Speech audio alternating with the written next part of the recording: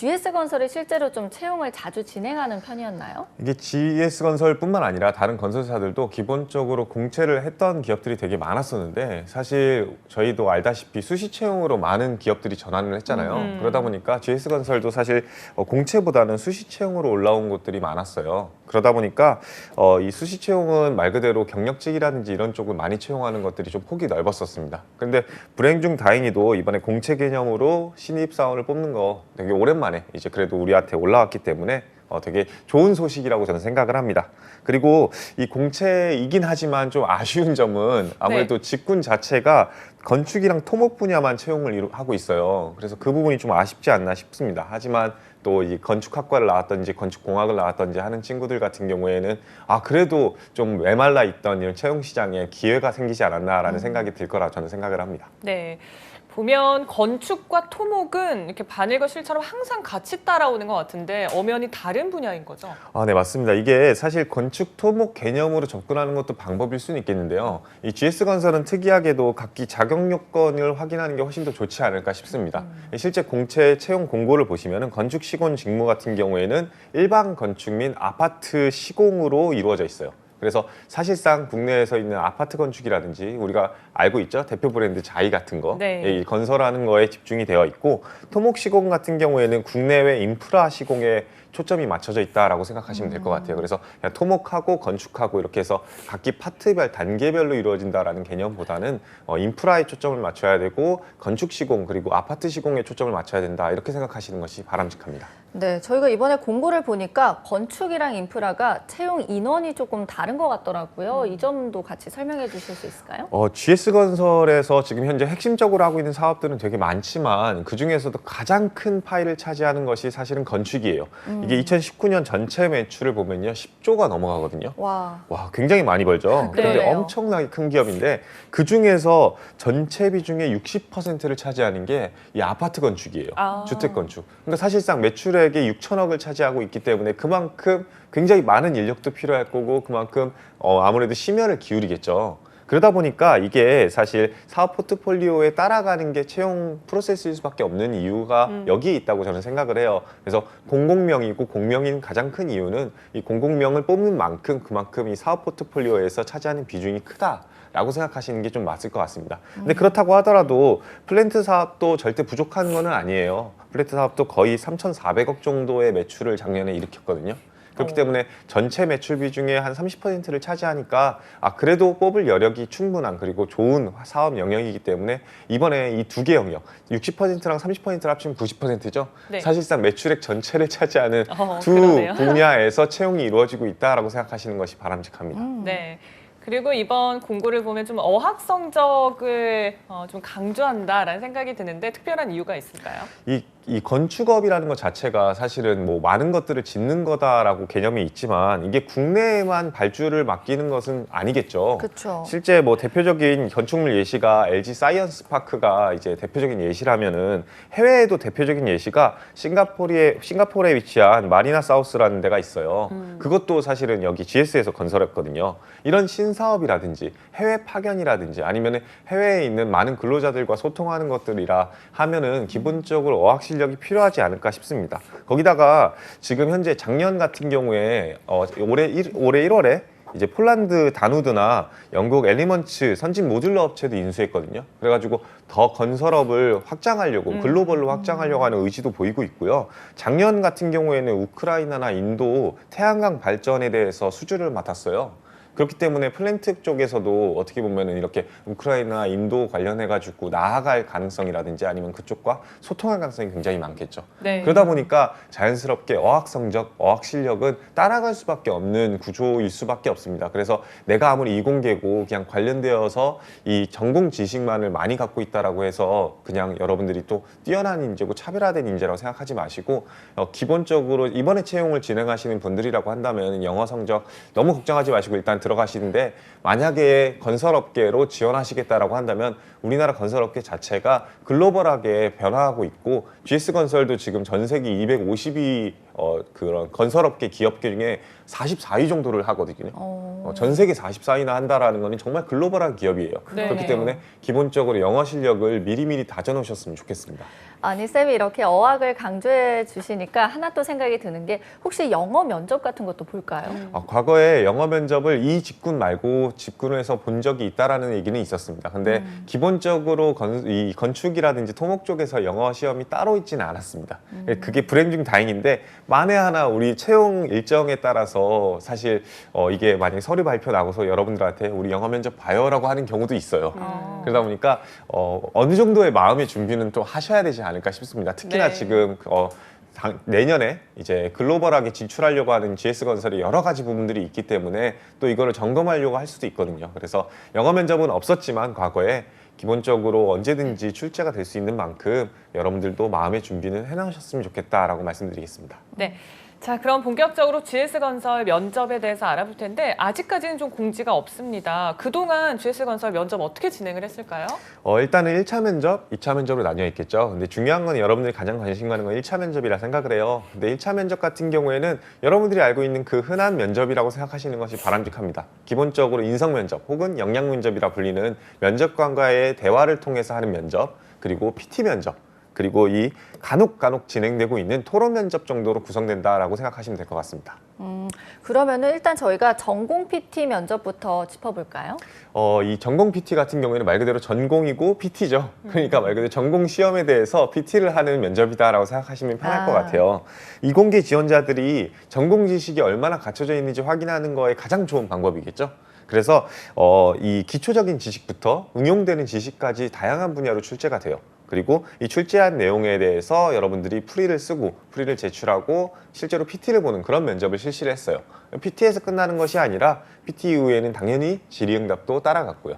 여기서 A4 용지에다가 발표 내용을 적는다든지 아니면 주제가 주어진 거에 대해서 너무 당황하지 않는 게 가장 중요했겠죠.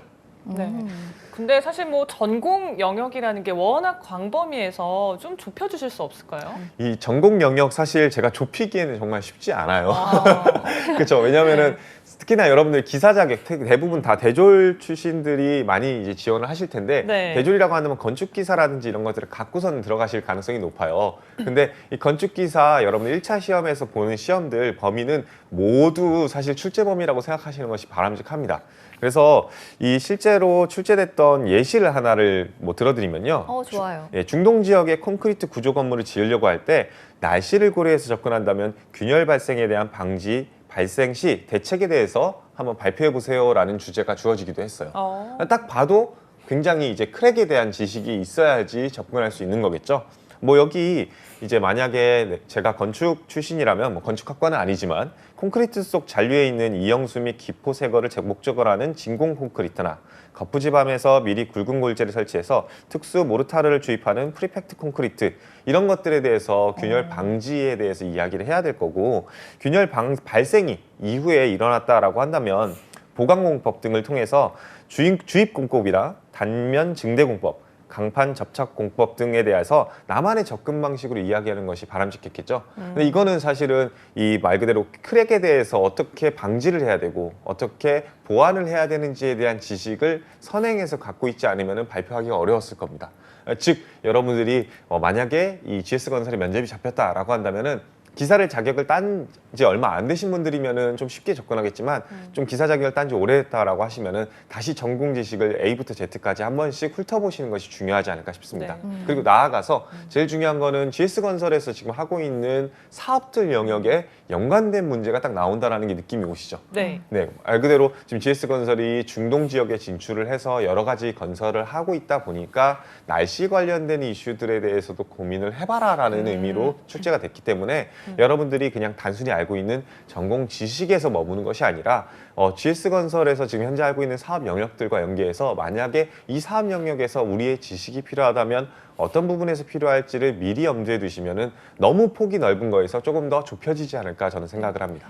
아니 뭐 비전공자 입장에서는 무슨 말인지 하나도 모르겠어요. 그러니까 생각보다 더 많이 전문 지식이 필요하지 않나라는 생각이 드는데 만약에 그러면 안 되겠지만 모르는 질문이 나오면 어떻게 하면 좋을까요? 일단은 여러분들 모르는 질문은 절대 받으시면 안 됩니다. PT 면접 들어가지고 죄송합니다. 잘 모르겠습니다라고 해서 시간을 15분 보낼 수는 없겠죠. 네. 그래서 여러분 무조건 공부는 철저히 하셔야 됩니다. 근데 불행 중 다행히도 이 GS건설 같은 경우에 여태 면접을 다 살펴보면요. 절대로 모르는 주제가 나올 수 없을 만한 그런 시험이었어요. 아, 조금 일반적인 이야기를 물어봐요? 그렇죠. 그러니까 기후인 즉 일반적으로 물어보는 것도 있고 선택지를 주어줘요. 아, 그래서 이 문제가 지금 많게는 3개, 적게는 3개, 많게는 한 8개 정도가 출제가 되면서 그 안에서 한 가지만 선택을 해서 발표를 준비하면 되는 면접을 진행을 했어요. 그렇기 때문에 솔직히 8문제나 나오는데 그 중에 하나 여러분 공부하셨으면 모를까요? 그렇기 때문에 자신 있는 분야로 선정하는 게 좋겠죠. 근데 만약에 여기서 팁이 하나가 있어요. 네. 만약에 모든 문제, 주제에 대해서 다 알고 있다라고 한다면 어떤 주제를 선택하는 게 가장 좋을까요? 가장 자신 있는 거? 자신 있는 거는 그러니까 다 알고 있다는 전제예요. 다 알고 남들이 있다. 잘 안 쓰는 거? 남들이 아는 거 땡. 아니에요? 그럼 뭘까요? 제일 좋은 건요. 네. 지금 현재 우리가 사업 영역을 미리 숙지하라는 게 여기에 있어요. 아. 지금 현재 신규 사업이나 신사업 그리고 나를 뽑는 이유에 가장 근접한 내용들, 주제를 선정하는 게 가장 좋겠죠. 실제로 면접관이 물어보는 질문 중에 하나는 많고 많은 주제 중에 왜 이 주제를 선택하셨어요? 라는 질문도 굉장히 많이 출제가 됩니다. 네. 그렇기 때문에 그 이유에 대해서 바람직하게 얘기하는 방법 중에는 뭐 제가 자신 있어서 이 주제 선택했습니다 보다는 가급적이면은 지금 현재 GS건설에서 이러한 영역으로 신사업을 확장하고 있는데 거기에 가장 필요한 지식이고 가장 필요한 기초 분야라고 생각을 해서 이 주제를 선택해 봤습니다라고 얘기하면은 자연스럽게 GS건설에 대한 로열티도 함께 보여줄 수가 있겠죠. 그러네요. 네, 그것만큼 좋은 바람직한 제가 백날 GS건설 너무너무 사랑해요 자이 짱짱맨 이렇게 얘기하시는 것보다 한번 이렇게 로열티를 보여주시는 것이 훨씬 더 좋은 면접이 될 겁니다. 네, 이렇게 좋은 팁까지 주셨습니다. 꼭 그 많은 선택지 중에서 뭘 선택하지 하는 그 여유가 생기셨으면 좋겠습니다. 자, PT 면접 이후에 질문과 답변하는 시간도 있을 텐데 이때 뭐 인성 면접까지 같이 진행이 되나요? 어떻게 될까요? 네, 맞습니다. 일단 기본적으로는 당연히 PT 면접 주제에 대해서 당연히 질의응답이 실시가 되지만 인성 면접 질문도 충분히 나올 수가 있습니다. 다만 여기서 제일 중요한 거는 이 앞서 PT에서 내가 전공 지식과 그런 정보를 자신만의 접근 방법으로 제대로 설명을 못했다라고 한다면은 아무래도 비판적으로 PT의 질의응답이 실시될 수밖에 없겠죠. 그걸 왜 그렇게 접근해요? 그걸 왜 그렇게 생각했어요? 라는 질문부터 시작을 할 겁니다. 하지만 이게 비난이라고 생각하실 필요는 없다고 저는 생각을 해요. 왜냐하면은 기본적으로 여러분들이 아무리 많고 많은 지식을 갖고 있어도 앞에 앉아 계신 실무진들은 경력자잖아요.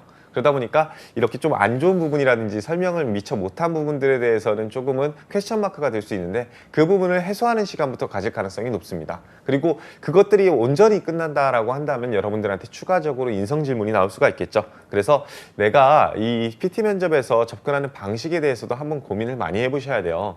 여러분들이 PT 면접에서 가장 흔히 많이 하는 실수가 뭐냐면은 긴장을 너무 많이 해서 일단은 자기 얘기가 굉장히 잘 전달됐기를 바라는 그 마음이 굉장히 간절해져요. 그렇죠. 그래서 예를 들면은 이 크랙에 대해서 이렇게 해야 됩니다라고 얘기를 했는데 왜 그렇게 생각해요? 거기 뜨거워서 그건 안 될 텐데라고 했을 때 너무 당황해가지고 당황한 나머지 대답해서 아닙니다. 그게 아니라 라고 하면서 혹은 우기면 안 되는. 네, 잘못 이해하신 것 같습니다라든지 제가 제 말씀은 막 하면서 이제 뭔가 해명을 하려고 네. 노력을 하는데 사실 우리가 대화를 할 때 생각을 해보시면은 이게 좋아요. 예를 들면은 아나운서님 제가 봤을 때는 단발이 어울리는데요 라고 얘기를 했는데 아나운서님께서 저한테 아닌데요? 저는 장발이 어울리는데요? 라고 얘기를 해버리면은 네. 우리의 대화는 단절되기 시작할 겁니다. 이해가 확실히 되네요. 네 라고 하고서는 아마 이제 다음날부터 인사를 안 하는 사이가 될 거예요. 근데 이 벽을 허무는 거에 가장 좋은 1단계는 상대방에 대한 저는 인정이라고 생각을 해요. 실무진이 비판적으로 바라본다면은 그만한 지식과 배경이 있기 때문에 그렇게 비판적으로 바라볼 가능성이 높습니다. 그래서 그 부분에 대해서는 제가 미처 생각을 못했던 것 같습니다. 라든지 그럴 수도 있겠네요. 라고 하면서 상대방을 일단 인정하기 시작하면은 굉장히 일단은 벽이라는 게 없어질 거예요. 아나운서님께서 제가 단발이 어울릴 것 같은데요.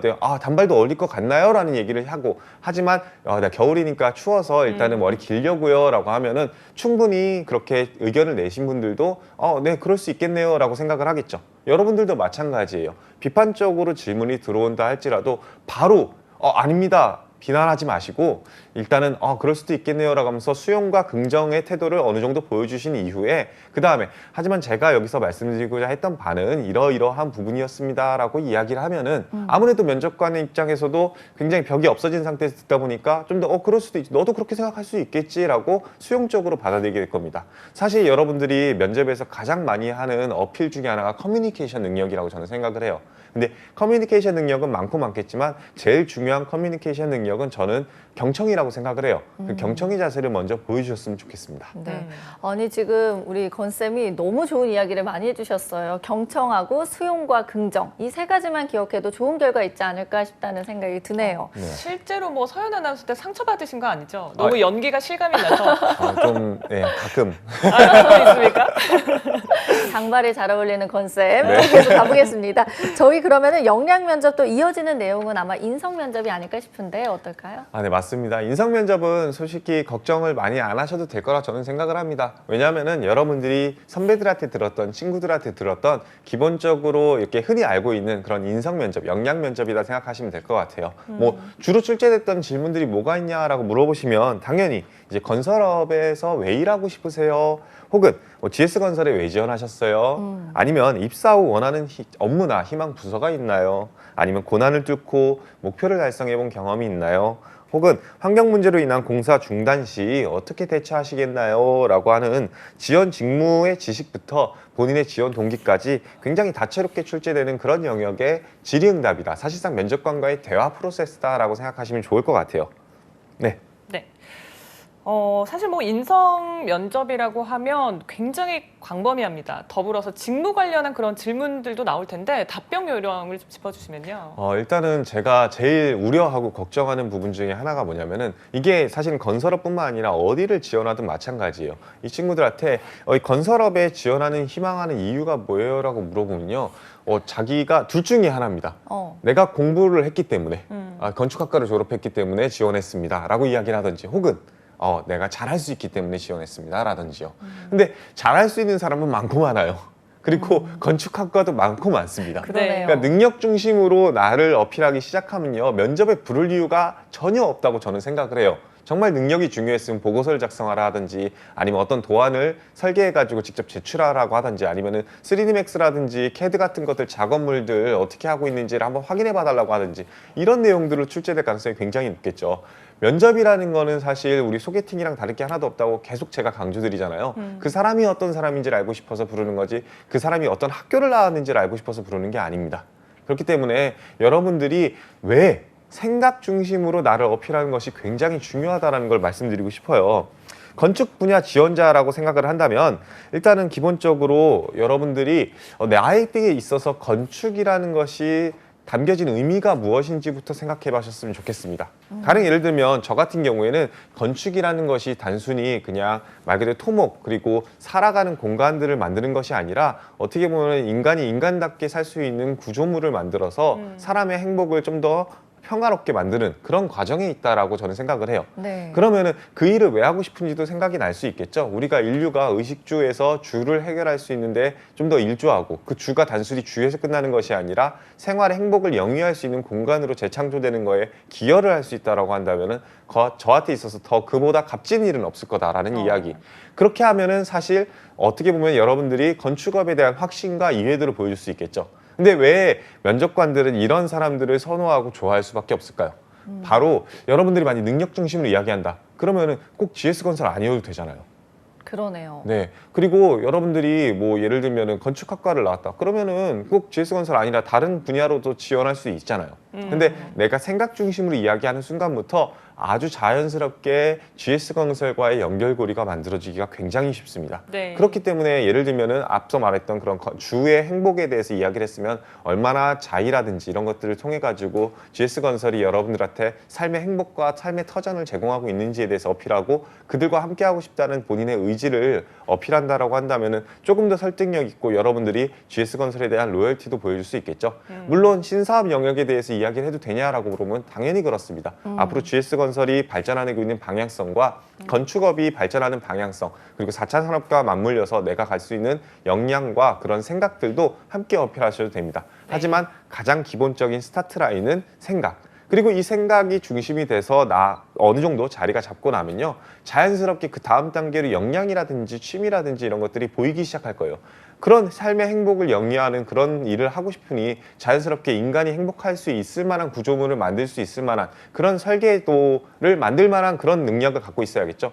그렇기 때문에 학과 중에 배운 게 단순히 그냥 건축에서 끝나는 것이 아니라 어떻게 하면은 삶의 질을 향상시킬 수 있는 건축을 했을지를 공부했을 가능성이 높습니다. 그렇게 자연스럽게 역량들을 연결고리를 만들기 시작하면은 여러분들이 면접관과의 1대1 대화 답변에서 답변하고 질문하고 답변하고 질문하고 이렇게 해서 모두 파편화되어 있는 게 아니라 하나의 유기적인 대화가 돼서 여러분들의 온전한 평가가 이루어질 수 있을 겁니다. 네. 아니, 지금 건쌤이 면접은 소개팅이다라는 얘기 해줬는데 모든 게 함축적으로 들어간 것 같아요. 왜 난지, 네, 왜 맞습니다. GS건설인지를 잘 설명해 달라 이런 말인 거죠? 네, 맞습니다. 이게 여러분들 그냥 면접 사실 소개팅이랑 다를 게 하나도 없잖아요. 서류 보고 네. 면접 보고 여러분들 소개팅 받을 때 네. 이제 쌤은 그 소개팅 굉장히 잘하시겠어요. 이렇게 깨고 계시니까. 제가 그래서 망했습니다. 왜 망하셨죠? 너무 가식적이다. 너무 빠삭하다? 네, 그렇죠. 이제 여러분들 면접에서 또 알아야 되는 팁 하나예요. 소개팅도 마찬가지지만 외워서 간 답변이 그래서 망하는 겁니다. 면접 준비 많이 하셨네요라는 피드백 가끔 받아본 적 있으실 거예요. 네. 그거는 절대 좋은 피드백이 아닙니다. 왜 외운 답변 하냐라는 거거든요. 저도 소개팅에서 외운 답변 얘기하다가 망하는 경우가 많습니다. 말씀이 자꾸 길어지시니까 빨리 넘어가야 될 것 같아요. 네, 피가 되고 살이 되는 네. 조언 저희가 들어봤습니다. 또 토론 면접도 잠깐 언급을 해주셨는데 이번에 사실 코로나19 때문에 진행이 될지 잘 모르겠어요. 어떨까요? 네, 맞습니다. 저도 사실 코로나19 때문에 토론 면접이라는 게 사실 다 조별로 볼 수밖에 없는 면접이잖아요. 그쵸. 그렇기 때문에 저는 안 볼 가능성도 없지 않아 있다. 특히나 GS건설 같은 경우는 볼 때도 있었고 안 볼 때도 있었기 때문에 그래도 우리가 알고 있는 게 중요하잖아요. 그렇죠. 네, 그래서 옛날에 토론 면접을 어떻게 봤냐라고 물어보면 한 방에서 한 3대3 내지 4대4로 찬성 반대를 나눠가지고 진짜 말 그대로 토론을 시키는 그런 면접이었습니다. 근데 작게는 시사 관련 이슈 문제부터 크게는 전공 지식 관련 질문들도 나왔거든요. 그래서 그런 부분들에 있어서 이해관계 충돌에 대한 출제된 적도 있었기 때문에 여러분들이 좀 더 그 전공 PT 관련돼서 지식을 함축하고 아는 것뿐만 아니라 이런 시사 이슈나 뉴스까지도 매일같이 확인해 보시는 것도 굉장히 중요하다고 생각을 합니다. 뭐 대표적인 예시로 출제됐던 주제를 하나만 알려달라고 한다면 네. 상류에 인구 밀집 지역이랑 정유시설이 있고 하류에는 농가가 있어요. 근데 지금 현재 홍수 때문에 호우주의보 때문에 강수위가 굉장히 높아진 상태에서 이 수문을 개방하려고 하는데 이 개방을 하면은 하루에는 농경지가 침수되고 그리고 이 개방을 안 하면 이 상류가 지금 망가지는 상태예요. 그래서 이거를 개방해야 된다 말아야 된다로 나눠서 토론을 해라라는 그런 주제도 출제됐었습니다. 네. 그러면 찬반은 좀 선택이 가능한 건가요? 그게 불행하게도 찬반 선택이 여태까지는 한 번도 된 적이 없습니다. 그냥 말 그대로 넌 찬성해, 넌 반대해 이런 구조로 출제가 됐었기 때문에 그때부터 내 조와 너 조가 나뉘는 거 그거가 되게 중요한데요. 사실 여기서 제가 그래서 강조하고 싶은 것 중에 하나는 여러분들이 토론할 때 생각보다 평소에 시사상식을 보게 되시면요. 한쪽으로 치우쳐진 편견적인 생각을 많이 하시는 경우가 많아요. 예를 들면은 사형제도 혹시 찬성하시나요? 저는 반대하죠. 반대하죠. 네. 네, 반대하시는 분들은 기본적으로 평소의 생각을 반대의 개념으로 많이 갖고 있기 때문에 면접장에서 찬성 입장을 맡기면요 네. 굉장히 당황스럽습니다. 뭐라고 왜냐하면 얘기할지 모르겠어요. 그렇죠. 예, 평소에 생각 안 해봤으니까 나는 반대만 생각해봤는데 그렇기 때문에 여러분들 시사상식 이슈를 공부하시더라도 찬반 입장이 혹시라도 나뉘시더라도 내가 만약 반대 입장이면 어떡할지 생각을 해보시는 게 굉장히 중요합니다. 그래서 연습 단계에서는 찬성 의견과 반대 의견을 모두 생각해 놓으시는 것을 추천드립니다. 그러면은 저희가 이렇게 1차, 2차 면접을 다 끝내고 나면 끝났나 했는데 하나 더 남아 있어요. 그건 어떤 거죠? 바로 2차 면접이죠. 1차 2차 면접 통과자 같은 경우에는 2차 면접, 즉 임원 면접으로 진행됩니다. 그 임원 면접 같은 경우에는 너무 걱정하지 않으셨으면 좋겠어요. 사실상 1차 면접의 연장선이 아닐까 싶습니다. 작게는 전공 지식부터 시작해서 크게는 1차 면접에서 물어봤던 여러분들의 지원 동기까지 사실상 1차 면접의 축소판이라고 생각하시고요. 임원 면접에서도요, 편안하게 여러분들의 모습을 보여주셨으면 좋겠습니다. 네. 사실 간단하게 짚어보면 포스트 코로나를 저희가 준비하게 됐는데 건설업계 미래는 좀 어떻게 전망이 될까요? 여러분들 대부분들 건설업을 이야기하면은 조금은 좀 어렵지 않을까 아니면 부정적이지 않을까라는 생각을 많이 할 것 같아요. 근데 사실 작년 매출액만 봐도 엄청나죠. 10조가 넘어가는 매출액. 그러네요. 그런 그 배경에는요 플랜트 사업 같은 것들도 존재한다고 저는 생각을 해요. 대표적인 예시를 들면 이제 친환경 그린 뉴딜이 대세가 됐죠. 네. 그러다 보니까 이 전기차에 대한 수요가 늘면서 자연스럽게 발전 시설에 대해서 수요가 늘 수밖에 없는 그런 구조예요. 그리고 이 발전 시설은 국가 핵심 인프라 사업이 될 가능성이 높겠죠. 그리고 신재생 에너지 같은 것들이 주요 에너지 공급업이 될 가능성이 높습니다. 그러면은 이렇게 되면 자연스럽게 플랜트 사업도 개편될 수밖에 없습니다. 그래서 새로운 플랜트 건설에 대한 수요가 늘어날 수밖에 없고 많은 화석연료의 대체 연료 가운데 플랜트 사업이 자연스럽게 성장성이 굉장히 높아질 수밖에 없는 구조입니다. 네. 그렇기 때문에 여러분들 이 단순히 건설이 건설에서 끝나는 것이 아니라 유기적으로 모든 산업군과 연결되어 있는 연결고리라고 생각하셨으면 좋겠습니다. 네. 네. 그럼 마지막으로 GS건설 지원자분들에게 조언 한마디 해주세요. 여러분들 앞서 말씀드렸지만 GS건설은 단순히 국내에서만 머무는 기업이 아니라 해외로 글로벌하게 나아가는 기업입니다. 여러분들이 국내에서 그냥 단순히 아파트를 짓는 일을 하자라는 그런 작은 생각에서 벗어나서 해외의 많은 건축물들이라든지 그 현지에 있는 날씨나 상황들까지도 고려한 그러한 지원자가 되셨으면 좋겠습니다.